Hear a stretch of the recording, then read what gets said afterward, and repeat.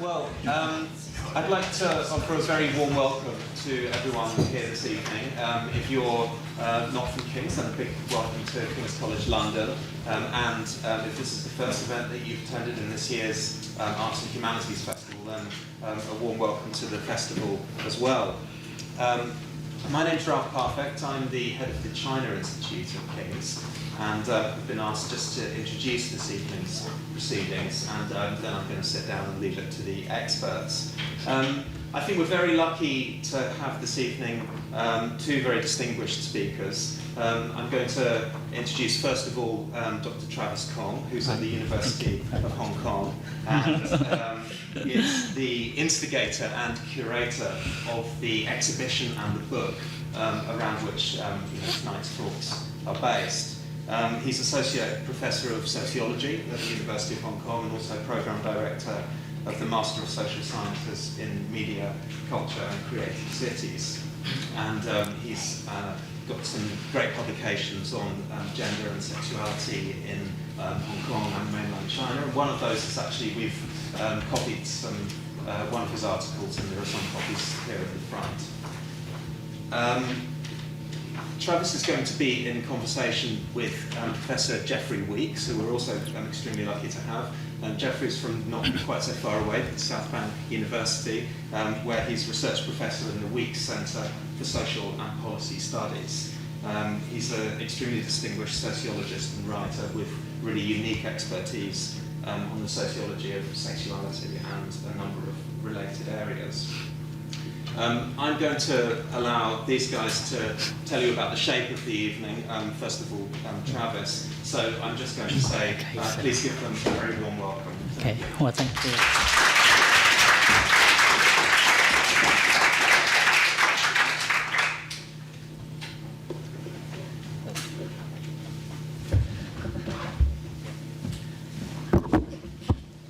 Well, thanks so much for coming, and it's really my honor, to come here and to give you a talk. And but before I start, I really want to thank King's, especially three parties from King's. The first one is the Lao China Institute. The second one is the Department of Film Studies, and then the third one is the Cultural Institute for organizing this wonderful event.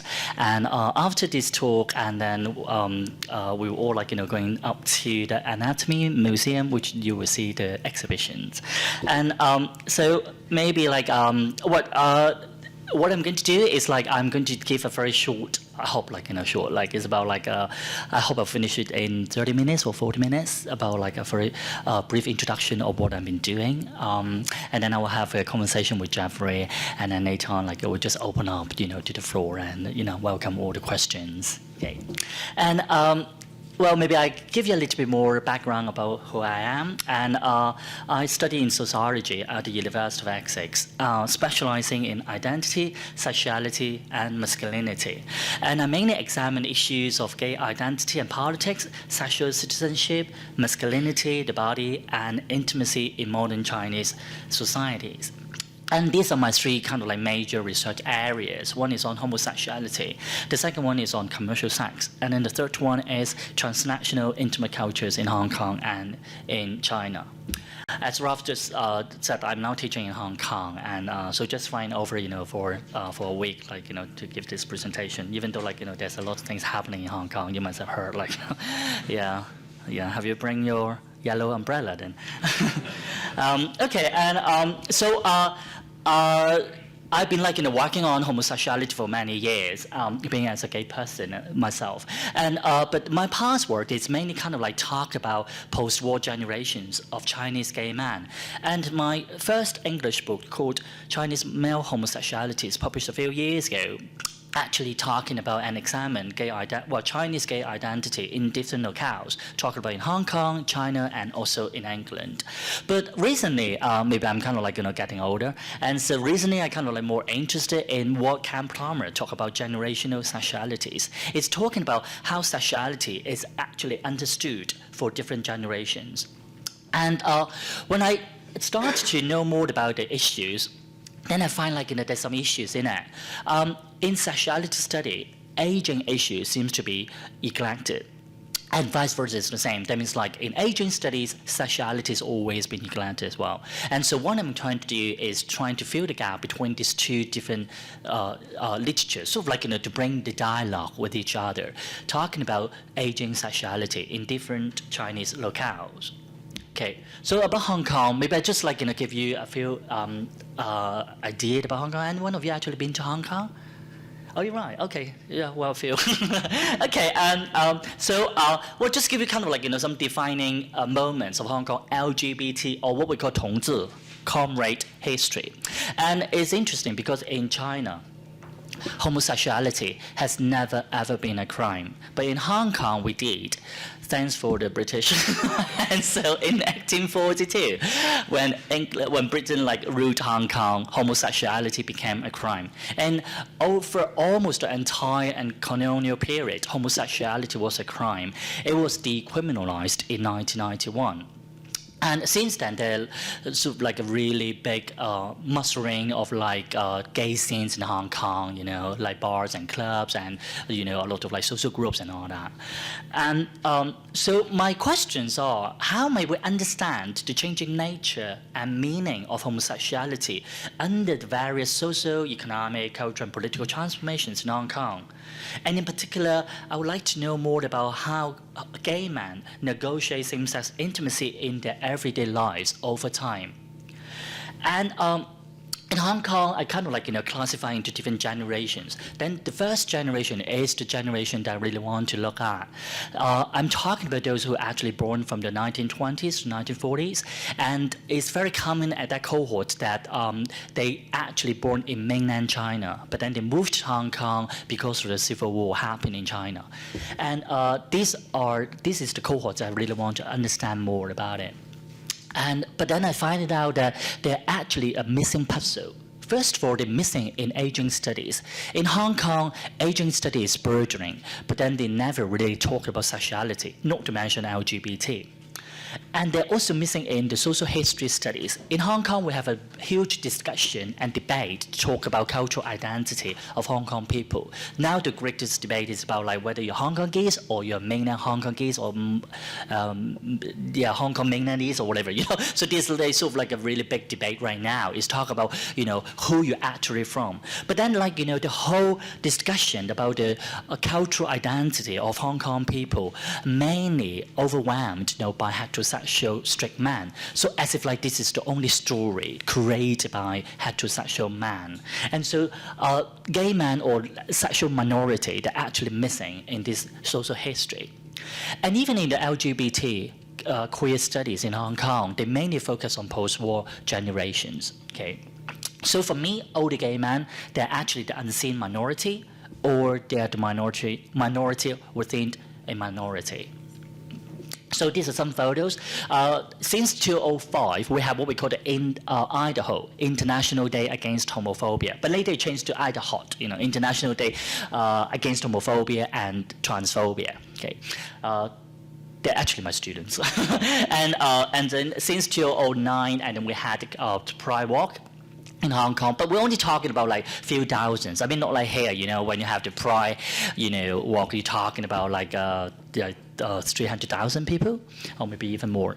And so these are the two older gay men. They are also my respondents. They also participate in the gay pride, but then they are the only two gay men that I know who are willing to show their faces. Okay.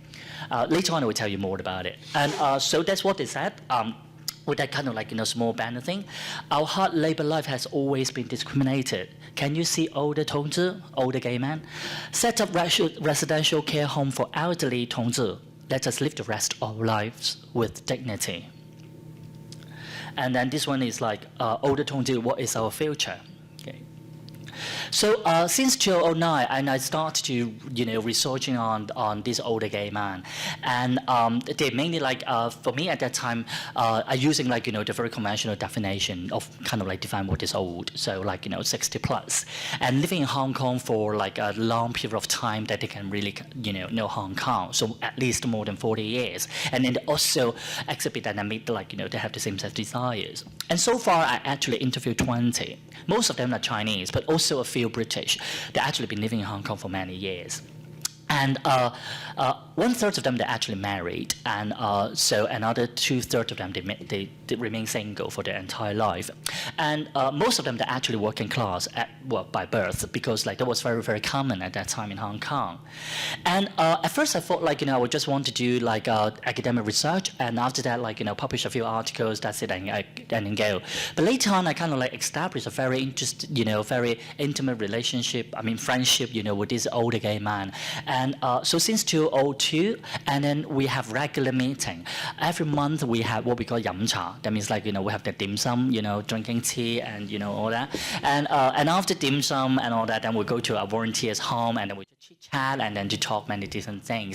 And every single time I'll ask them to bring, something to the group for discussion. And I remember one guy, he brought like, a ring that was actually given by his first boyfriend. And, all the little things like, photographs, or like a membership card, or of a club which actually no longer exists. So we share all these kind of like memories. And so that's why I use oral history as my research method. And most of you might have heard about like oral history. It's a very popular research method in social sciences and also in humanities. But when we talk about oral history, it's as old as history. But when we talk about oral history as a research method, it was actually talking about since the 1940s, like, around the post-war period. That was the time when tape recording and also all the audio-visual devices have been invented. So people started like, recording, interviews and all that. And then there are actually two major organizations set up. And I really like this method because it's actually talking about understanding about like history from the ordinary people, from the margin, from the underclass, from the underprivileged. I really like this quote by Paul Thompson in his very famous book called The Voice of the Past.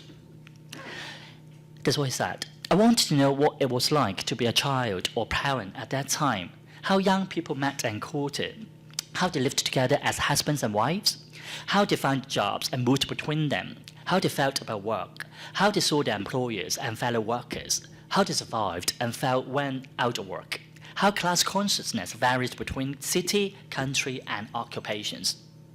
None of these questions seems answerable from conventional historical sources. And so this like taken from one of the visit, like of it.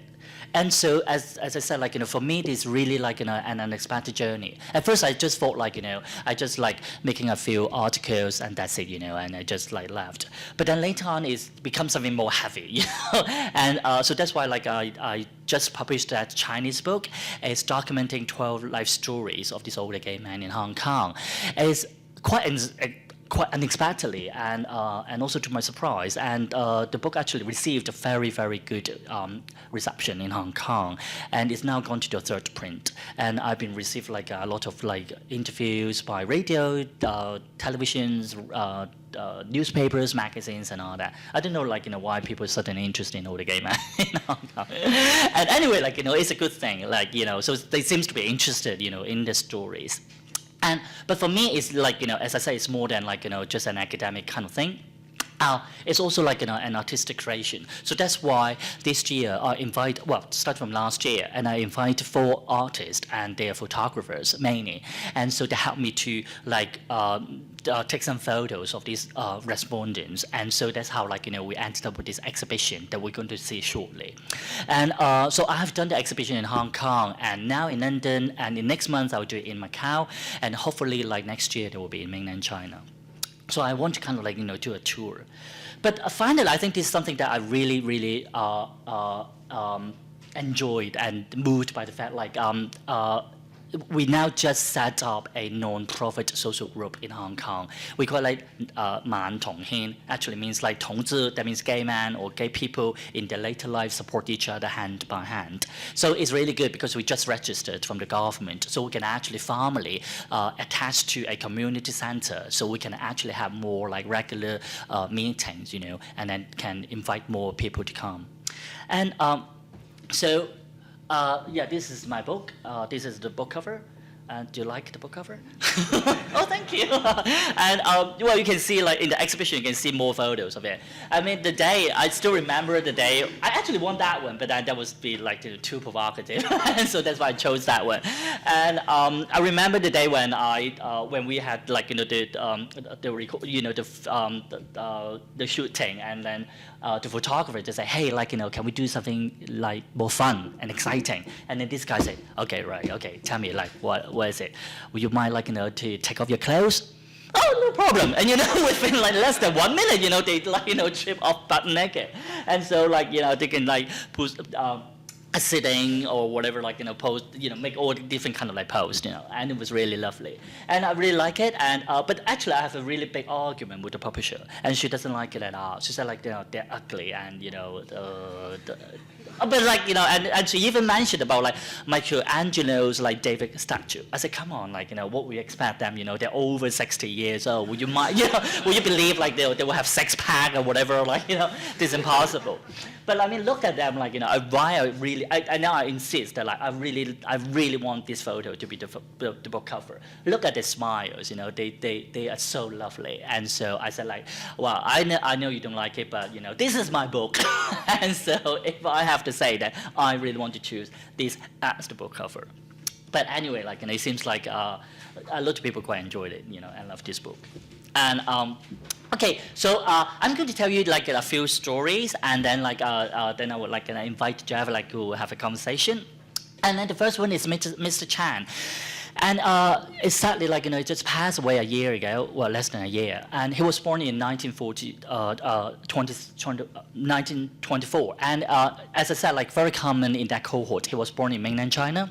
And when he was like 8 years old, then he came to Hong Kong. And then he was been working for many different jobs. The first job that he actually worked, it was in cinema. These were the 2 movies that I remember. I said like, okay, so what do you do? He said like, I don't know how to say it in English, because like at that time, at that time, if you go to cinema, the films are not made by like DV or whatever, it's made by films. So, we have like a pile of film reels, right? And so usually like 1 or 2 cinemas will show the same film, but at different time. So when the first reel finished in 1 cinema, you need a person to bring the reel physically, to the other cinema. We call like 走片, running reel. And then like Chris said, like, it's called bicycling. Something like that, right? And well, you know what I mean, right? Okay, so his first job was actually doing this, like to physically like carry the film reels, from one of cinema to another, and then running over and over, back and forth. And if you were late, you can imagine like watching the movie and suddenly you black out, and people were like very angry with it. So that was his job. So he actually been working for many different jobs, and later on he set up a small. Well, he was an apprentice, and then he was like learning how to make spectacles, and then when he was really young, and then he was 20, then he got married, and later on he had 5 children, and he raised up all his children by himself, and then he's actually a very typical story of what we call the Under the Line Rock. Under the Line Rock was a very famous Hong Kong television program in the 1970s and 80s. There was a time when, this program talked a lot about ordinary people and how they really struggle with their life, and then how they actually survived, and then helping with each other and all that. And then later on, this actually becomes the metaphor of Hong Kong spirit. Whenever we talk about Hong Kong spirit, we talk about Hong Kong people are very hardworking, competitive, but then they're always kind of helping each other and all that. Okay, so Under the Line Rock is that kind of spirit.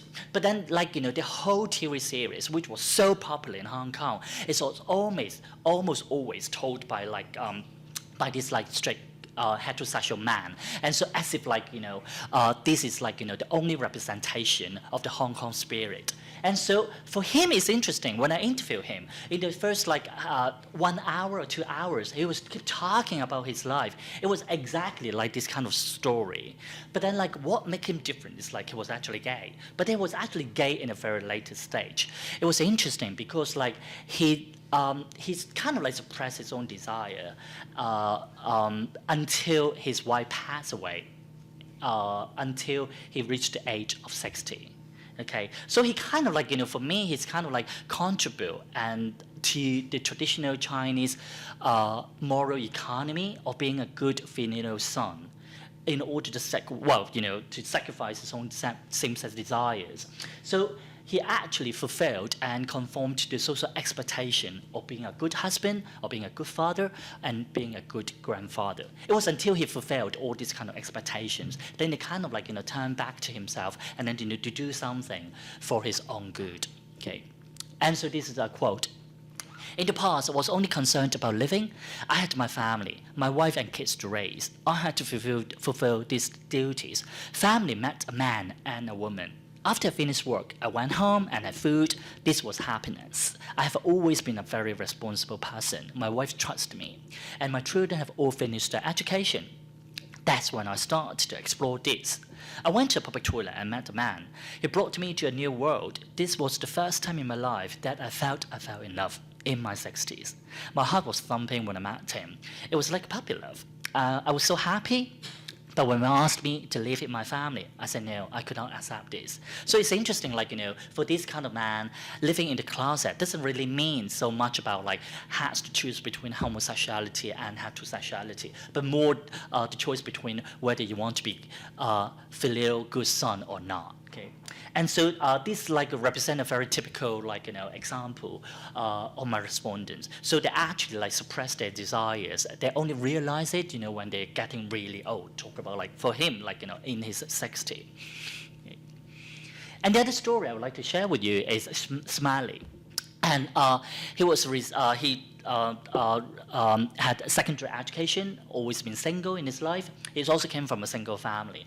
His dad has many wives, 6 or 7 wives, and then his mom was the 3rd wife of his dad. Okay, and he's been a clerk, and he's more feminine, so he liked to drag, and so these are the photos of him, and.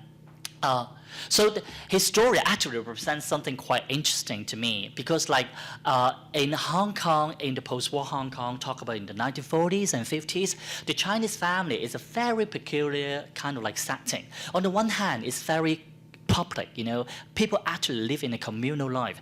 You can imagine, in this kind of space, is actually partitioned into many different cubicles, and one cubicle actually live one family. So it's talking about maybe 20 families all living together. Okay? So the family for us is very private, but for them at that time, it was actually something very public.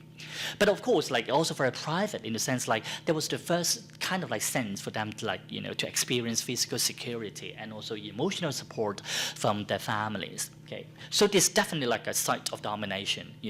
No one talked about homosexuality. That was the site where they fostered heterosexual or heteronormative culture. But at the same time, this is also the site of subversion because some of my respondents, like Smiley as an example, he actually experienced same-sex desire in this kind of communal living. That's what he said.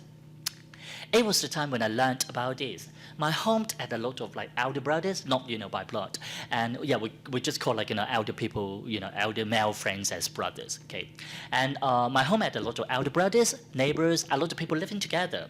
These elder brothers would play with me. I was not even 18, and he was my first lover. Whenever I entered the front door, I would pass his cubicle before mine. He was usually studying, but if not, he would grab me and would play it in a small corner of the cubicle. Well, nothing serious, mainly hanky-panky kind of thing. And after they kind of have that sort of small encounter, then they have that kind of burning desire to explore more. So that's why they might write to newspaper, or they might just write pen pals. I don't know if any one of you actually have that kind of experience in your life, because now we enter in this internet era, everyone just using your apps and to do everything, right? And but as Smiley said, he likes handwriting, because this in Chinese we say you can actually tell the character of a person through the handwriting. Okay, but I mean even now I'm de-skilled, I actually cannot handwrite anymore, I mean I just just facing my computer, and doing all the keyboard thing. And so what is your what is your character, to tell from your writing. It's not, you can't just say like your font, right? So are you like New Times Roman or like your Arial? I mean, it's so different. At that time, like, because the handwriting is so unique, so it actually represents your character. And so he received a lot of these letters, which I actually include some of them in my book. That's actually make my book like, kind of like, for adult. And also like he received like some drawings, which like, quite provocative. And yeah, okay. And so, as I said, like the family was actually like, the place where they kind of like, explore a little bit about their sexuality, but they wanted to know more. But then it was so different and so difficult for them to really know more about it. So that's why they have to go to the public space, to explore their sexuality. Public space means everywhere. Talk about streets and ferries, like railway station or public toilets. At that time, they call public toilet garden. Because in Hong Kong, like most of these kind of like public toilets usually like situated within a garden. So that's why they would say like, well, go to garden. That means like, go to public toilet. Okay. And as like George Translate, a very famous historian, said in New York, privacy could only be had in public. So this is something quite interesting, going to a garden or what we call fishing in Hong Kong, okay? That means like cottaging here or like cruising in the US or beat, in Australia. This is the way how they actually like connect with other men. But it's interesting, like, I mean, it's quite like a bit exaggerated by the media because the media always, oh, well, like, you gay man, you're promiscuous, you always have sex, like, you have sex everywhere. But when I talk to them, it's not like that. Well, they will go to public toilet almost every day. But like, they just go there like meeting friends, and catch up with gossip and doing all that. I mean, it's like, nowadays, where will you hang out? You might hang out in Starbucks. So like, that's Starbucks, in the 1940s. So they're just going there, like, meeting other friends, catching up with gossip, talking to friends and socializing. Not really necessarily, go for sex. But then this definitely like, this kind of like non-normative intimacy radically challenged our idea about public and private. And also, this is criminal intimacy if they really have sex. And so this is really like, the site of governmentality and also the site of desire. Okay, so in a way, they actually create a very interesting counterpublic and indefinitely accessible world conscious of its own subordinate relation. So how about like, the situation now? In the past, like, you could see like they radically transform family and, public and private, and turn family from private to public and then public toilet from public to private kind of thing. And so how about like, in post-colonial Hong Kong, family, of course, like becomes like more privatized and this kind of like communal life has gone. And most of them, especially for Smiley, and then they actually live on his own. And so the family seems to them is like a place of security, which is in a way is good. And so they just hang out with friends and doing some volunteer work and watching telly. But the health becomes like a big issue. I actually have one of the respondents, and he just died, in his apartment without being noticed for 2 weeks. It would kind of like be sad, because he lived on his own. And so the family now becomes like a new kind of like a castle for them to live with. But then how about the new gay space? Well, the secret garden has gone. Well, of course, like you can still go to public toilet, but now there are so many gay identified space that you can go to. So normally, like you wouldn't really like go to public toilet. And also going to public toilets nowadays has a very negative connotation, which means like you're dirty, you're cheap, you're vulgar and all that. So if you go there, you have to bear all these like, negative connotations. But like, well, for the first thing, having all these new gay spaces is good because like it's a positive identification of being a gay man or being a 同志. This is the place where you can actually hang out, and build up solidarity, meeting other, people of the same kind and all that. But in the gay world, it's funny because it's intimately connected and related to consumerism. And so the gay space, well, not just in Hong Kong and also like everywhere, I'm sure in London as well, is actually a hierarchy of identities and bodies in terms of class, age, race and ethnicity, gender performance and all that. And in the gay world in Hong Kong and also everywhere, youth and beautiful seems to be the only basic principle. And so most of these like gay men, for example, like Smiley, and he had really great big difficulty going into this kind of like space. And Smiley once he went to a gay sauna, and then they rejected him. They said, "Oh, I'm sorry, like we operate a membership system." And then Smiley asked, "Okay, so where's the form? Like I can fill up the form." "I'm sorry, like we actually like deliver all the form. Well, come back later, And also these all the excuses. But I actually know the owner. I actually talked to the owner of the gay sauna. I said, "Well, yeah, we're not doing charity work, and we just want to keep all the comers, to be good looking and young, gorgeous bodies and all that. Like we don't really like this kind of bodies." And so, all right then, okay, they're not doing charity work. So if not, then what kind of space is actually left for them to go? And so, not really resistance, but these are some sort of like ways how they actually do things, to react to it. Most of them, they just quit, they're not going to gay bars anymore. And they only socialize with like close friends. And maybe Hannah would like only one sauna in Hong Kong. They actually welcome this older gay man. Or they might like, go to mainland China to buy sex.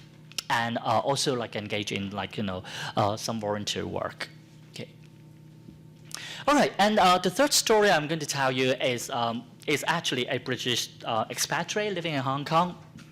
And he's university educated, and he actually married a man in later on in England, and he now living in Hong Kong. His story is very interesting because it relates so much about law and homosexuality. These are the photos like when he was young. He was like one day in 1974, and then he was sitting in a pub in London, on Sunday afternoon. He was like reading newspaper, and then he saw this newspaper. Royal Hong Kong Police Force, and then like a career in leadership. And look at it, oh, interesting, and applied. Went for the interview. 3 months later, he flew to Hong Kong, and then he like worked in the police office like for a couple of years, and then it was really good. And then there was like the acceptance letter for him, employment letter, and. But then, there was a case what we call the John McClellan case, which is a very important case, in a way, like radically changed the Hong Kong homosexuality. He was a Scottish police inspector. He was gay, and then he has many different lovers in Hong Kong. And for one time, he had sex with a very young guy, only like 16 years old. For some reason, the guy told his dad that he had sex, with a white guy. And his dad just happened to be a policeman. And so you can see, his dad was really angry, and so reported to police. Anyway, he was actually being reported many different times that he was too flamboyant and promiscuous. So he was actually forced, advised to leave, the police force, which was actually very common at that time if you find out to be gay in the police force or in the high government official. And so they would just ask you to leave. But then it's interesting, one day in his police quarter apartment, he found that, all the doors, windows closed, and he shot himself 5 times. And so, but then, the police kind of saying, "Oh, well, there was he committed suicide." But then, people thought about, hey, come on, why do you hate yourself so much that you have to, shoot yourself 5 times, to kill yourself? And also, do you believe, people can actually really been able to kill, by, shooting yourself 5 times? And so they actually stirred up, a lot of, discussion about it. And later on, actually find out that the government at that time, they actually set up a special unit. It's called Special Investigation Unit. The unit was actually trying to track down all the members in the government official who were gay or not. He was in it, and he also knew who were in the list. Okay, so there was actually another scandal to saying that he was actually being murdered by the police, by the government. And anyway, no one really knew about the true kind of reason, how he died. But anyway, the government set up a committee, and 3 years later, the government announced that well, he committed suicide, no doubt. And at the same time, also proposed homosexuality should be decriminalized in Hong Kong. So that's why, he's actually linked up to the very crucial historical moment in Hong Kong. So why this case? Because, my respondent, Robert, he was actually living under lift, John McClellan. So he actually met him and knew about him. But exactly because of that, he was actually being forced to leave, the police force. He went for the fast track, to promotion. The first time he failed. He thought, well, things happen. The second time he failed again, and then he talked to his boss, and his boss told him, well, because if you ask for promotion, and so we will send your record to different departments to check your political background and everything, and then you will actually get black labeled in that special investigation unit because he was a homosexual. And so that's why, like, he quit, he quit in the police, and so he turned out to be a businessman.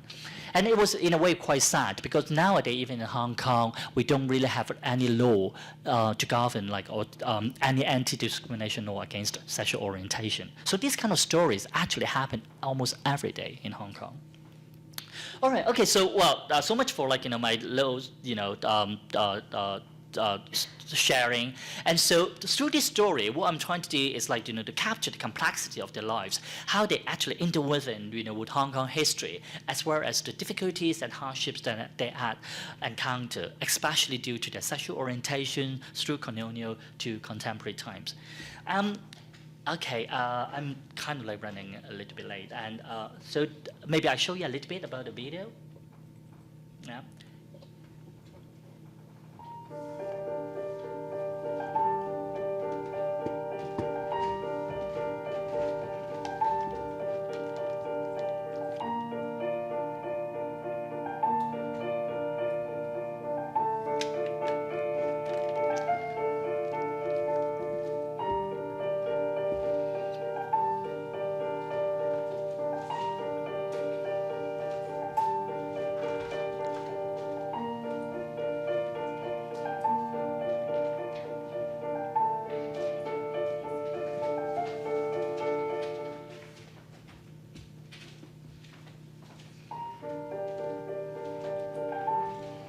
我今年咧就實際年齡係72歲，但係開齡咧就17歲嘅。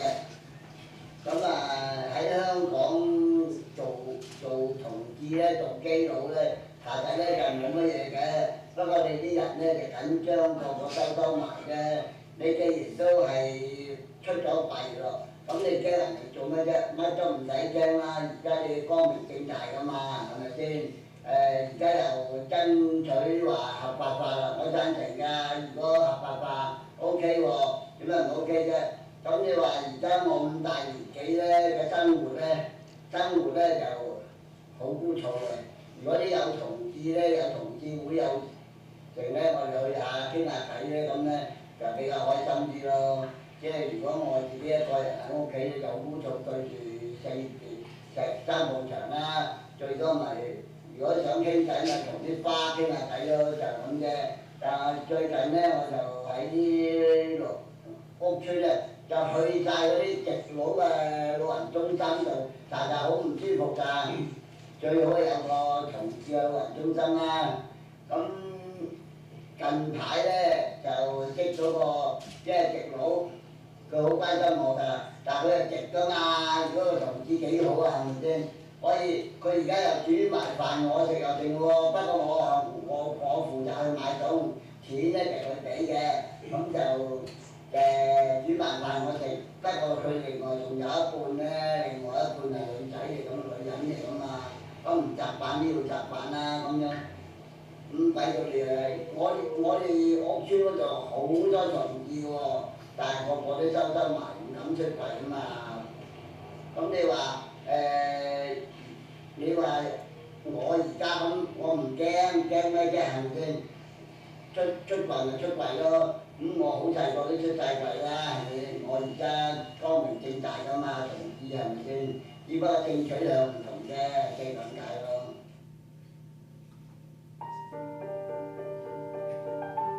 咁你覺得喺香港做同志會唔會面對到啲咩歧視啊，或者一啲俾人捉白眼啊嘅情況？呢近10年，因為同志運動咧好開放咧，好成啊，又上街遊行啊，成啊咁咧，會好多人咧就覺得開始接受到啦。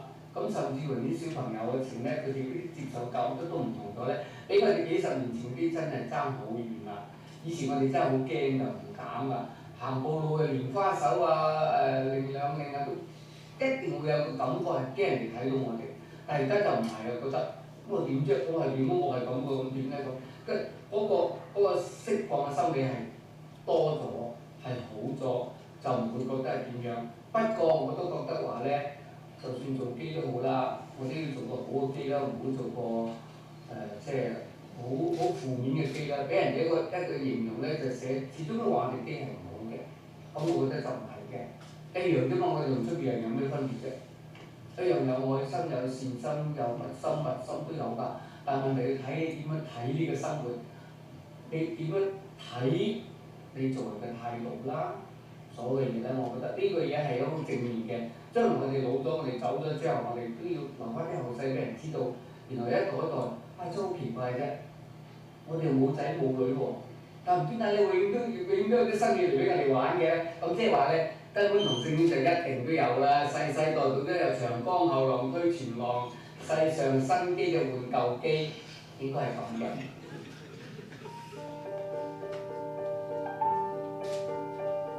咁你後生嗰陣時咧，後生嗰陣時做同志喺香港係點樣？我後生時都唔覺得有咩特別嘅，翻工放工啊都係咁噶啦，逼婚啊都會有噶啦。咁呢啲問題咧，我就覺得我企得好硬嘅，我就唔會話好委屈咁咧，就話拍下拖啊咁咧，我就覺得即係我自己知道自己事咧，我就絕對唔會係諗。即係我覺得唔好負人哋咯，明知啲人唔中意㗎，所以我好中意一個紅顏知己咧，就話咧嗰陣時好興去 party 咁都要做下樣都要㗎啦咁樣，咁於是咧就即係同佢跳舞啦咁，我真係跳得好含喎，跳個實際跳舞但冇反應嘅咁樣，咁我就知道咯啱喎係啱喎，哇！一換咗個男人同埋換咗個男人咧一齊跳舞死啊又見輝啊頂到，我自己知道咧係啊。我係中意男人嘅，唔係中意女人嘅。咁既然呢樣嘢咧，我亦都唔勉強，我唔會夾硬話俾人聽，我係中意女人，我又唔會，但係我就唔出聲，等你估。如果你問我嘅，老實講嗰啲咁嘅蘭花手嚟嘅，睇都知你望都諗到你係 member 啦。不過人哋因為見到你咁咧，佢唔好意思話你嘅，咁你又唔好做得咁過火嘅。咁呢個世界本來就大家都有個 gap 俾我哋喺中間有個緩衝區咧，大家相處咪天下太平咯，係咪？我覺得係咁。咁你後生咧？後生去邊啲地方識到？後生攞命啊！後生去精友啦，party 啦，魚塘釣魚啦，係嘛？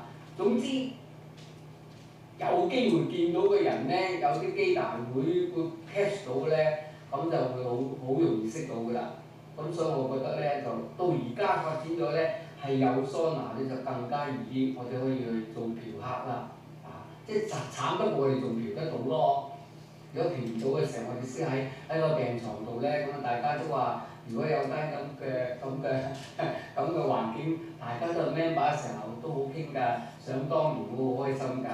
講翻啲嘢咧就好容易過一日㗎啦我哋期望呢樣嘢係會實現嘅咯。咁對同志界嚟講就真係好㗎啦。Okay. Yeah, and yeah, so maybe I'm not bring this one down because of the time. And these are the two respondents as I told you they were actually in my book. And and after and then I invited these four artists to take some photos of this man, and so that's how it's resulted in this exhibition. And so later on when you go to see the exhibition, this is one of the photographer, the Bobby Sam, and his photo is interesting because he actually asked all the respondents and to find their favorite garden, their favorite park to go to. So you can see all these photos actually shot in a garden, they're chosen by the respondents. And for the other one, there's Wong Kai Tai, and for him, his major challenge is most of them they cannot actually show their faces. So how can I make photos? So this is the biggest challenge. And he also talked about they're gay, but also they're Hong Kong, man, and so that's why he always want to find certain places that this man would be feel more comfortable with, and also feel more intimate with those locales. So that's why he always shoot the photo with different settings, which is the respondents find more intimate and feel comfortable with. And then this one is also trying to make photos without showing the faces, and so he actually he's a Hungarian. He actually made a mosque in Hungary, you know, and bring it back to Hong Kong, you know, to make the photo. Later on, you can see it though. And the final one is like he actually like followed me to go to all these yum cha gathering, and so he took a lot of photos, you know, during our focus group discussion and all that. Okay, and so later on, you can see like, you know, more of these photos then. Okay. And so now I would like, you know, to invite Jeffrey and to come over and yeah, I'm sure like, you know, he might have a lot of questions to ask me. Anyway, like, you know, thanks so much for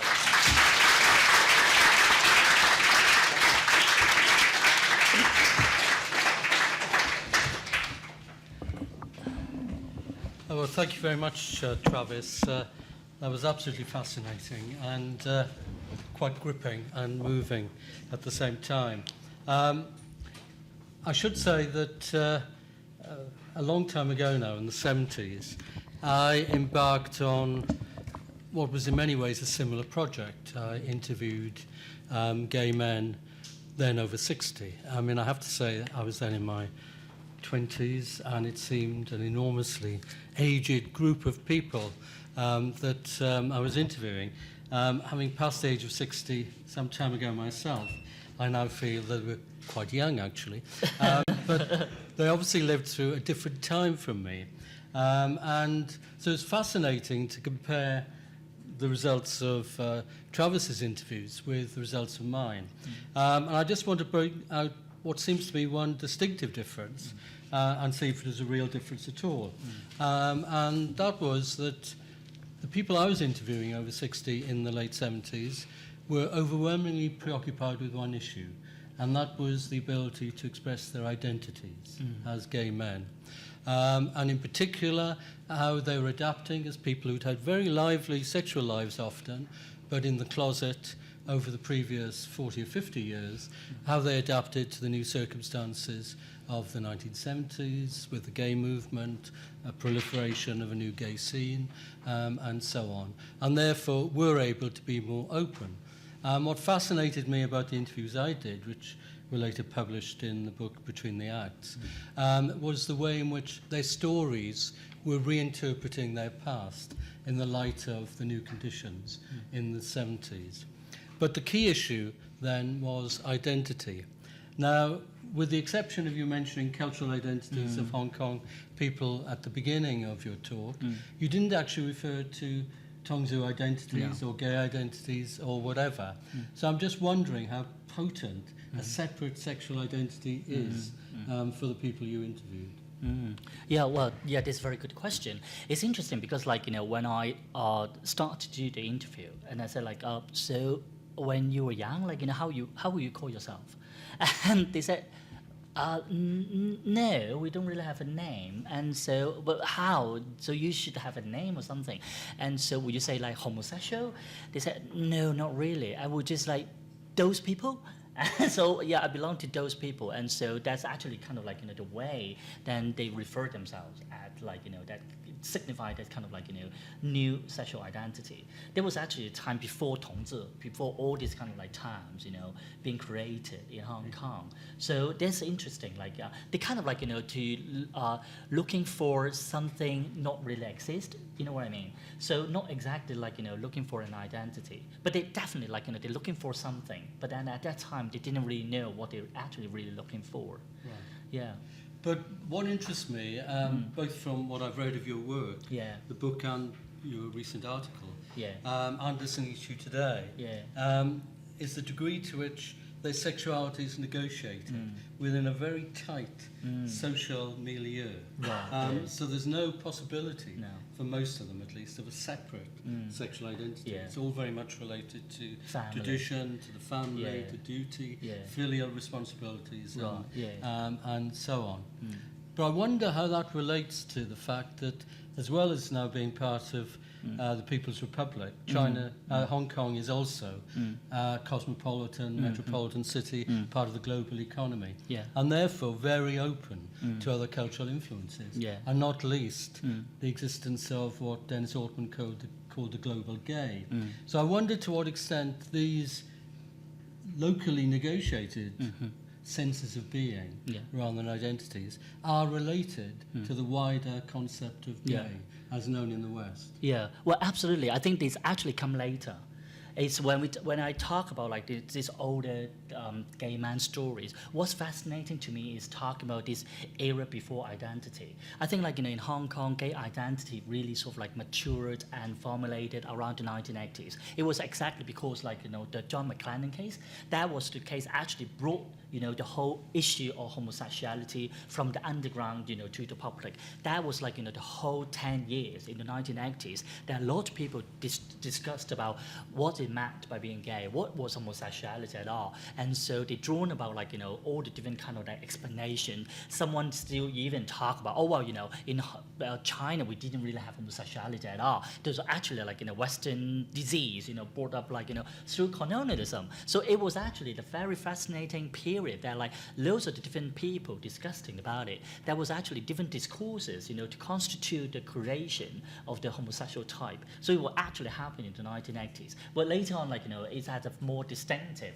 like gay identity, and also tied up to the global identity, especially in the 1990s to like 2000s and onwards. And so now like in Hong Kong, well, we have a very strong like global cosmopolitan gay identity, which is very similar to like anywhere like here and all that.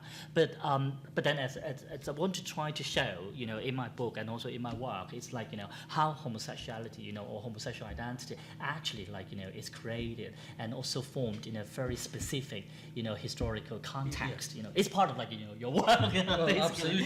Yeah. Obviously, I'm committed to that sort of thing. Yeah. So I'm fascinated by this dichotomy between locally negotiated and developed senses of being and its contact with more globally negotiated identities. So do young Hong Kong people actually see themselves as gay in the same sense as we in the West see ourselves as You mean now? No. Yeah, I think so. I think very much like they adopt this sort of like very more global and cosmopolitan like gay identity, because now it's a bit different. Like how they know how to be gay is actually through the internet. So it's in a way it's globalization. It's actually they tie into the whole global world, and so that's why like they'll share like a lot of like sentiments and meanings and rhetorics about being gay. Well, I'm not saying like it's exactly like adopt like the Western ideas into the local context. Of course, they would kind of like modify it a bit and customize a bit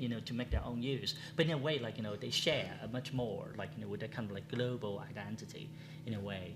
But how does this relate to the incorporation within the People's Republic? Because, I mean, you locate in your article particularly this whole development within the colonial culture of Hong Kong. Yeah. And yet you show at the same time the deep influence of Confucian attitudes to the family. And then after reunification, you show the way in which hegemonic Chinese ideology is still very much related to the family. A family that this time is more mediated by greater consumer possibilities, greater wealth and individualized housing and so on. And yet the ideology of the family and duty to the family is still enormously strong. Yeah, that's true. Like, so how do people escape that? What are the mechanisms by which the global gay has an input into Hong Kong culture? Well, yeah, that's interesting. And so I think, like, if you talk about young people, and then they have all the different ways, how to sort of like, resist that sort of like family hegemony. And especially like, imagine that you actually live with your parents, and some of them, they actually share the same computer. And I remember like when I interviewed those like, young guys, and they have different passwords.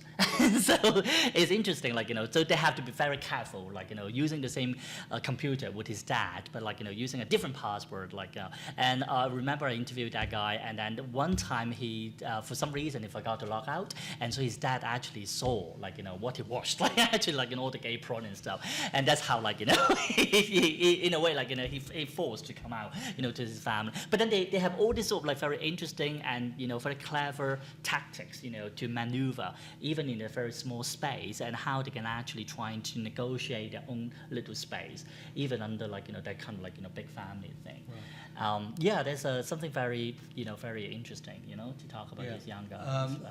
I've visited Hong Kong twice in the late 80s, Yeah. and I've not been back since. But it was on the cusp of change, and so was China, which I also visited at the same time. Yeah. But one of the things that sticks in my memory, apart from the vibrancy of the society, was the fact that everyone had huge mobile phones, which we didn't have in London at that time. So Chinese Hong Kong was very much in the vanguard of the mobile Technology. phone revolution even then. But I just wonder to what extent the iPhone revolution has actually transformed the possibilities of leading an autonomous life. Yeah. Oh, well, yeah, that's interesting because, like, if we talk about it, like, I mean, Hong Kong is kind of like, Hong Kong people, including myself, is a bit like, technology fetish. And I think Hong Kong is the world has the most television per head. I think it's 1.2 or 2.1. I can't remember. Anyway, like so. Well, if you talk about that young guys, so yeah, definitely like they're using smartphone and like to really like to construct their own identities. And so that's why I find it so interesting because like when I talk about this older gay man in the past, like they mainly hang out like in public toilets, and then in the 1980s and 90s they would mainly hang out in bars and clubs. But now like no one really hang out in bars and clubs anymore. They just like everything go like virtual, and they just like use the smartphone and then using all the apps like Grindr, Manhunt, and Scroll and whatever, like all these little apps, cruising apps. Then they actually connect with each other like through the cyberspace. And I think the cyberspace in a way like helped them a lot because this is a space that they can actually like escape certain kind of like surveillance from the family. And so in a way like I think they this is a very interesting space for them like to kind of like reconstruct their new identity of how to become gay. Yeah. And then now I think the new kind of like gay identity is so mediated by the whole new technology and everything. Yeah. Well, given that, there's bound to be some impact on mainland China, and I just wonder how the Beijing government actually reacts to this particular characteristic of the special administrative region of Hong Kong. Well, that's interesting because like if you say, or if what that's kind of like what I'm arguing is like Hong Kong gay scene actually started in the 1980s, and it was mainly like by those Hong Kong gay men lesbians. They were actually educated somewhere else, like overseas in England or in the US, and then they came back to Hong Kong in the 1980s, and then they started the whole gay scenes in Hong Kong. Setting up bars, clubs, and organizations and all that. So in this sense, you can see like that kind of like linkage between the West and so-called the East.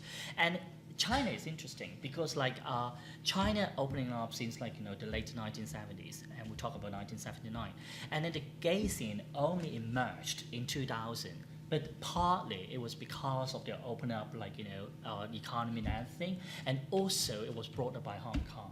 And so Hong Kong actually have a lot, a very strong influence and big influence and impact on the gay scene in mainland China. And but the China situation is quite complicated because, as I said, like homosexuality has never been a crime in China. But it doesn't mean like being gay is fine, in China. In the past, they were mainly constructed under two main persona. One is being as a mental patient. It was only deleted in the Chinese Psychiatric Society. In 2000, if my memory is correct. But the funny thing is, during the Mao period, talked about like in the 1950s to 1970s, homosexual was mainly being arrested under the hooliganism. So well, I'm sure like you know a lot about it, like here, because of the football fan and stuff. But in China, like you're being arrested by gay. That like, oh well, you're a hooligan, so that's why being arrested, which is kind of like very very interesting. So like these are the two kind of like major constructions of being homosexuals in the past. But then this also been deleted in the 1990s in mainland China. And so if you talk about the case in China, because they in China, they don't really have a very strong religious impact like in Hong Kong, and so they didn't really see homosexuality at some sort of sin or something really bad that had to be eliminated from a human being. And so in this sense, it's more tolerant and more ambivalent about it. And so I think on and on, the Chinese government had a very ambivalent attitude towards homosexuality, because if it's really drawn from tradition, they will actually have very strong homoerotic tradition exist in Chinese history. So that's why they cannot, in a way, deny with it. And so they also find it a bit weird, because of the Western kind of interpretation and understanding about it. And so they kind of a bit more ambivalent about it. But then I think one interesting thing is, since China opened up, and so when the gay scene sort of developed, it's also tied into the whole notion of consumerism and capitalism. So that's why in China, in the gay scene, they have a very clear distinction about who is a proper gay. And so those who cannot actually perform or conform to that societal understanding of being gay, you are being discriminated. And then that kind of societal understanding of being gay has always been related to middle class sensibility and that sort of good gay homosexual type. And so in mainland China, you are gay, that's fine, provided that you conform with that sort of middle class, good homosexual type. But if you're male sex workers, what they call money boys, if you are promiscuous, if you are HIV positive and all that, if you're coming from rural areas, then you're not a proper gay. Then you are kind of being discriminated against it.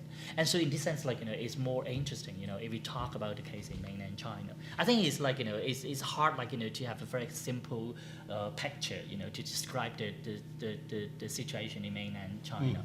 Yeah, but at least actually tell you a bit more about that complexity. That homosexuality in mainland China is actually being influenced by the West and also by Hong Kong, and how it's now being picked up, is also tying to the new neoliberal kind of idea of being gay. Yeah. Yeah. You make a big play in your article, less so in your talk, about what you've been just talking about. You call it homonormativity. Oh, right, yeah. Would you like to explain a little more what you mean by it? Well, I actually borrow from Lisa Dugan's idea about homonormativity. It's talk about nowadays, especially she talks about in the Western, especially in the U.S. context. It's now because there's a established gay infrastructure actually being set up in most urban locales in everywhere, and it's kind of being okay to become gay, but then you sort of have to buy into that whole notion of that middle class lifestyle. And so in this sense it's talking about you perfectly fine to be gay, provided that you are not really into politics. You just marry your husband and maybe with a dog and living in a kind of in a small family, and that's fine, that's okay. I think this kind of notion becomes so hegemonic, and then it's actually being perpetuated in the whole gay world. And so in this sense this is the only kind of ideal form of being gay that people can actually be able to change. Well, as someone who lives with my husband and a dog, I'm not absolutely clear what's wrong with that. Yeah, well, there's nothing wrong with surely it. What's wrong with it is when it becomes so dominant as the only way to live. Yeah. If it's one element of choice amongst others, Right, yeah. And a recognition we live in a pluralistic world, Yeah. surely there's no problem with it. No. But I think what she picked it up, and also what I I drawn that idea, especially talking about the case in Hong Kong. I mean, the Hong Kong gay scene is very much like that. It's this is the only way to being gay. If you're being gay otherwise, then you're not a good gay, and you're not a proper gay. And then there's a lot of discussion. It's so interesting. If you talk about how to cruise a man, it's also had a hierarchy of cruising. You should be going to a bar instead of going to sauna, instead of going to public toilet. If you go to public toilet, you're down to the bottom of the hierarchy. That means you're dirty, you're bad, you're vulgar, you're something undesirable. That's why you go there. And you should be going to a bar and being picked up and not to pick up a guy. So this kind of very funny idea about that kind of whole hierarchy hierarchy of cruising actually reflects so much about like how gay men in Hong Kong they in a way like the ideas of being gay is in a sense like perpetuate with the notion of capitalism, consumerism, and all that. Yeah, as you will know, in Britain, many older gays have a sense of nostalgia, both for the so-called liberation period in the 1970s and so on, where you could be transgressive and subversive and do your own thing. Yeah. But also, interestingly, for an earlier period, when life was closeted, and when you could have secret, furtive sexual linkages with all sorts of people who weren't necessarily defined themselves. I just wonder if that nostalgia, which I personally find deeply worrying, because it's always preferring something in the past to something in the present or the future, I wonder to what extent that infuses some of the older gay men you talk about. Are they nostalgic for the secret gardens of the past? Or do they prefer the more comfortable houses and greater tolerance of the present? Yeah, well, I mean, that's why, like, it's hard to tell. I mean,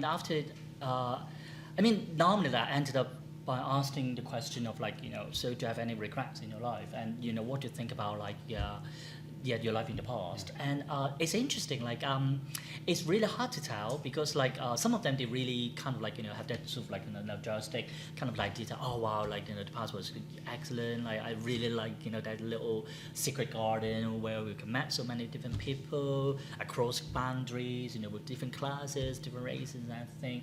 But then they also acknowledge that was actually a really hard life.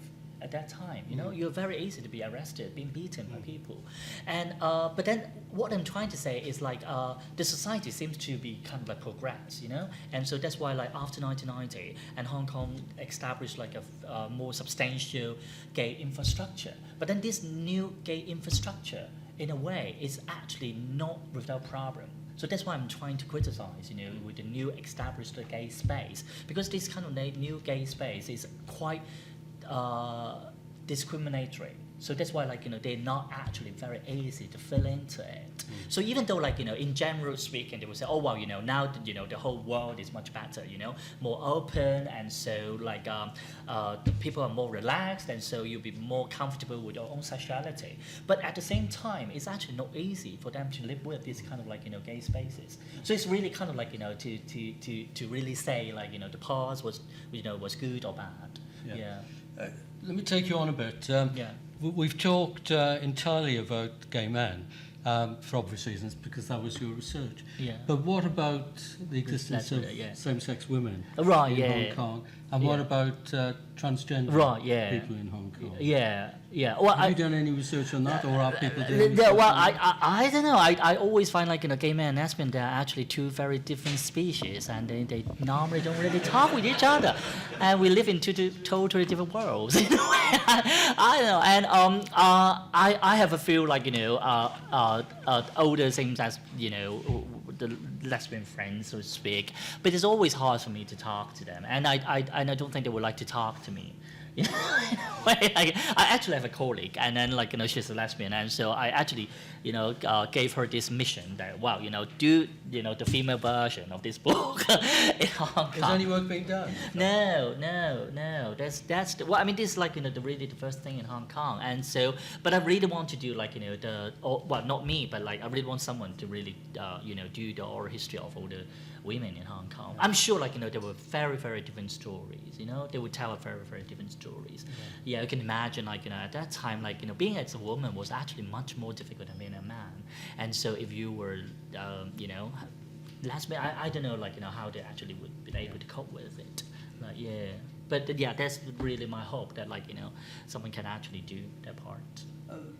Just extending on trans people for a moment, gender divided societies like Hong Kong and China, like Britain was, do produce a transvestite culture that's not necessarily gay or homosexual, but is plays with gender. And there's a long tradition in Britain of that, Yeah. before politicised trans Right, identity. yeah, all the cabarets and stuff. Is there like, anything similar in Hong Kong? No, that's funny. Like, no, I mean, not like in Thailand. Like, they have a really vibrant ladyboy culture. The transgender culture thing, but not really so much in Hong Kong. I think in Hong Kong it's only happening in show business. So that's why in show business, especially talking about Cantonese operas and all that, you can see a lot of transgender kind of characters in it. But if you talk about that kind of trans culture, is not really been materialized in Hong Kong, as far as I know. Yeah. That's very interesting. Yeah. I could go on a long time, Right. but I know you want an opportunity for Yeah. the audience to participate. So Right, I'll yeah. stop there Okay. and invite any questions from the audience. Yes. It's more like something to add, because you were asking about lesbians before. Yeah. I happened to do my master at City University of Hong Kong. Oh, okay. And I was out with a lesbian friend one night, and she took me to a lesbian bar. Actually, it's only women only, Yeah. So they made an exception for me. I had to pay 60 Hong Kong dollars, and usually it's for free. So I think I would say when it comes to lesbians, first of all, they do not party as much as gay guys. No. I would say that's the same Yeah. in the UK. So it's more like an internet phenomenon. Mm, But they do have their spaces, but it's pretty much just lesbians and no one else. So I felt a little strange. And it's the same in mainland China. Yeah. Yeah. Thank you. Yes, hi, Derek. Travis, thank you so much for a fascinating talk. And I was interested in your number of single informed, 13 out of 20, is that correct? 13 single. Right. Yeah. And Yeah. it seems to me that, and one of the old men in the video pointed to this as well, talking about the vast numbers of tongzhi in the housing estates who are not out. So there is a vast sort of hinterland of Right. hidden, closeted tongzhi who are in marriages. Perhaps more difficult to reach as informers. Yeah. But I was thinking about this in relation to the phenomenon or the interest in the tongxi wives of gay men in China. And there's been a lot of academic interest in them, and He Xiaopei has made a film about this in recent, just in the last year or so. And is this something that came up in your interviews about the kind of, in mainland China, the idea is of the suffering that the wife of a gay man goes through. The wife who doesn't know that she's marrying a gay man, and then how that devastates her later on in the family, and so on and so forth. Is that a kind of discourse or a narrative that comes through in your interviews? Is it one of the reasons that some of your single informants didn't marry? Or I'm just interested in did it come up at all? The impact on the family, maybe of not marrying, that's Right, one yeah. thing, the single men, but then the men who did marry. Well, yeah. Yeah. I think I think family is always the big issue in the Chinese culture, because the families are for me is a very strong and important closeted mechanism in Hong Kong and in China, and so much in China, especially talking about in rural village areas in China. I also done a few work in mainland, and almost 99% of gay men in mainland, they have to get married. And this is almost a must. But then, so that's why they have to move around. They have to move from one small village, to go to big cities. So migration for them is actually a queer migration for them to escape from that kind of very homophobic kind of family culture and environment. And in Hong Kong, I think the family is still a very strong mechanism. But then these gay men, they trying to use different tactics in order to react on it, and or to resist it. And so because the major thing to define a man in Hong Kong is you have to have money. Okay, so if you're successful, then you should have money. And so they always use this excuse. Well, I'm not, earning enough money, so I cannot actually earn enough money to support myself. How can I support my family? And so they use all this sort of different reasons and excuses to kind of react on that kind of the family mechanism. But as I said, being gay or not in the Chinese culture is not so much about choosing between homosexuality or heterosexuality. It's more about how you perform your funereal son, that kind of idea. This is much more important. And in Hong Kong, I met so many, gay men, and then they told me like, well, I told my parents that I'm gay, but then the question that their parents would ask you, so when are you going to get married? They still kind of like thinking that you can still have a boyfriend, but then you have to get married. This is kind of like something that you have to do. So yeah. If you do that, then it seems to be all right. That you can have kind of like an homosexual partner. So that means like homosexuality is actually not really separated, from that kind of like Chinese version of family. Yeah. Okay. Yeah. Yeah. Sorry, the first. Oh, sorry. Travis, Yeah. I wanted you to say something about the pressure which I think all men in Hong Kong face, in that they are obliged to provide some, Mm. and for women too, but the continuation of the family name being so important, Yeah. and that must have bearing Yeah. on people's decision as to whether they marry Yeah. or not. And if they don't, then their parents and the rest of their family are going to put pressure on. I think that's something that probably wouldn't happen. Yeah, well, the pressure, of course, is really great, and so, so that's why, it just in my sample that you can see, 13 of them actually didn't get married, but that actually includes, some British guys, and so if you, take out those, British samples, it's actually, not many. They will actually, remain single. So most of them, they're actually married, and so this is, something that they cannot escape, especially in that time. And when I talked to them, they felt really bad, because some of them, they didn't really want to get married, and so they thought, it's really against their will. But then they couldn't really escape it, and they couldn't really find a good excuse how they can actually escape from it. And so they ended up, marry a woman, which actually, make them a lot of problems and issues. But it's interesting, whenever I talk to them, so, as I said, the last question I normally ask them is so do you have any regret? Most of them, they say this is my regret. I don't really want to bring it, to my grave. I really want to, in some way, to tell my family members, my children, my wife that I'm gay. But they just don't know how to really say it. So in a way, doing the interview with me is the kind of a way, for them to come out. I don't know. Yeah, and so but of course, in my book and also in other books and my publications, I actually talk a lot about the pressure of how they actually live in that kind of environment. Thank you.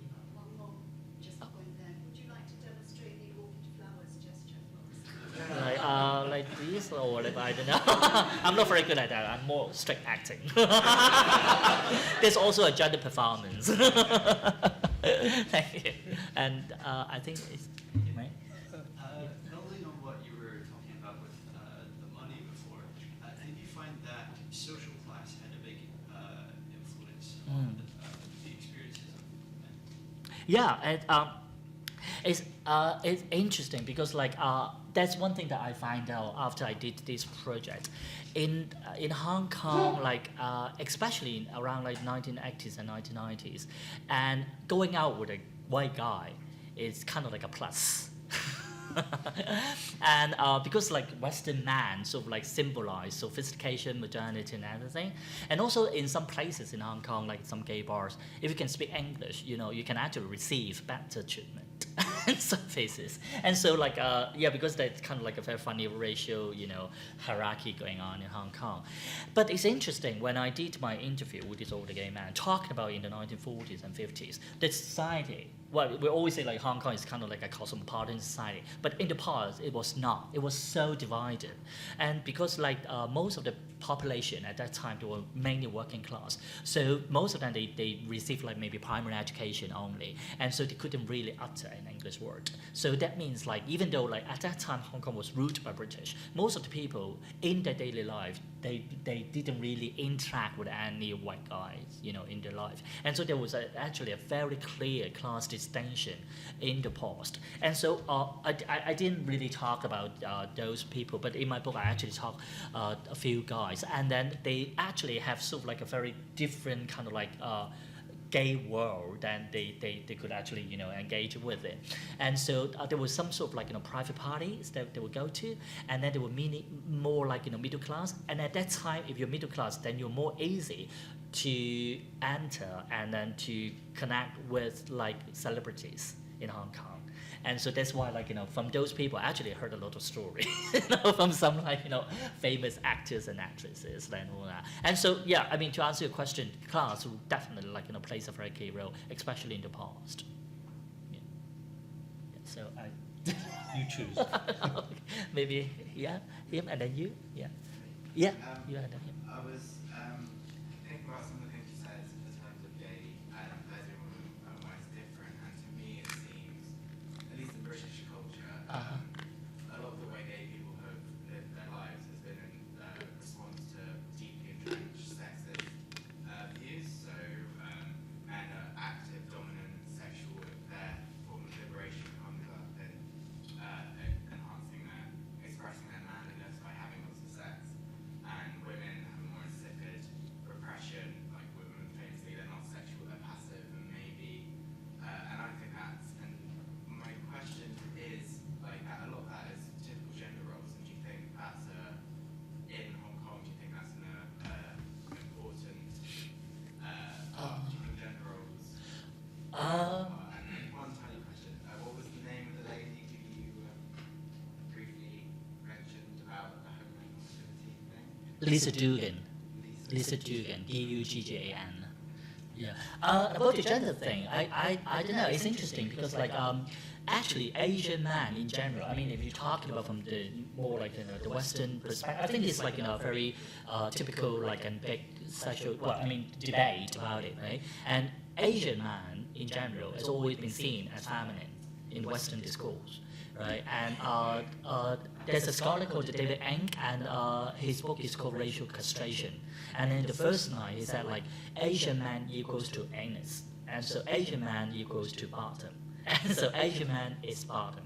And so these kind of like very bold statements to talk about the positioning of Asian man in the Western discourse, and so in Hong Kong, it's interesting, like especially in the past, like men holding hand in hand is only the way to show intimacy. It doesn't really necessarily means like it's to signify gayness. And but I think nowadays it's changed a lot because like being all the kind of like Western impact and influences, and so now like Hong Kong guys they sort of like pick up more about that kind of like Western definition of masculinity. But if you talk about it in the past, I don't think like there was a kind of like a very clear like so-called like Western idea of gender roles about masculinity and femininity in Hong Kong. So that's why, like in this sense, like traditional Chinese culture, we're a bit more fluid in terms of like the so-called gender roles. Yeah, and then so for example, like in ancient Chinese culture, like the ideal form of a man actually very feminine. Yeah, but then it's actually like it's also very desirable, but then it's actually not in the very macho masculine type like in the Western construction. Yeah. Okay, and I'm sorry, that's him and you and you. Travis, yeah, I'm sorry, like that. Yeah. Sorry, yeah. Okay, you first, and then like the young man behind you. Yeah. Go. I just wondered in the context of Hong Kong, all the time. I mean, it's so overcrowded, and therefore there's absolutely no privacy at all. I mean, even amongst China, people spy on each other, let alone in such a small space. The closest I can think that's similar to Hong Kong's Singapore, which is a totally different, much more conservative. Yeah. And I just wondered under such rather restrained, under such circumstances, what are the chances of having a relationship? Or what do Hong Kong gays think about, or they say, forget about it. Yeah. Because I know, for instance, in Singapore, when you don't have your own place, Right, with your yeah. parents, Yeah. so relationships out. Right. And you cannot definitely live with someone else, Yeah. even want to, because Right. the flats are very expensive. Yeah. So you can Yeah. forget that. And Yeah. I just wonder, because it seems rather sad. Right. Yeah. That people, Yeah. don't have any relationship Yeah. at all. Yeah, well, but that's interesting. If we're talking about like in the past, because at that time it was before the creation of homosexuality, so to speak, in Hong Kong. They had no name, so they can actually very easy to play around with the idea of homosexual or homosocial kind of like culture. And so if you say like, well, I mean tonight I can't go home, I have to stay with Mr. Chan or whatever, your parents would they would say nothing about it. It would say like, well, tonight I'm going out with like Mary, and then your parent would be very upset, like so what are you going to do with her, like because like at that time like they have a very clear gender separation, and so if you're going out with a woman, it's actually potentially have the kind of like sexual tension between you and the woman, and so this actually causes a lot of problem and trouble. And so because of that absence of homosexuality, they can actually play around more about it, and so they could actually sleep with like another man without being noticed, because people didn't really think about anything could happen. So it's actually like easy for them to live with that kind of environment. So if we talk about like long-term relationship, interestingly, I actually have a respondent. He had a 20 years long-term relationship with a man, and then he actually lived with the man and also his son for more than 10 years. Yeah, but his son never asked him question, never asked him, so what is the relationship with that guy that you sleep with for 10 years, Dad? And yeah, right. Just one more question. Okay, all right, okay.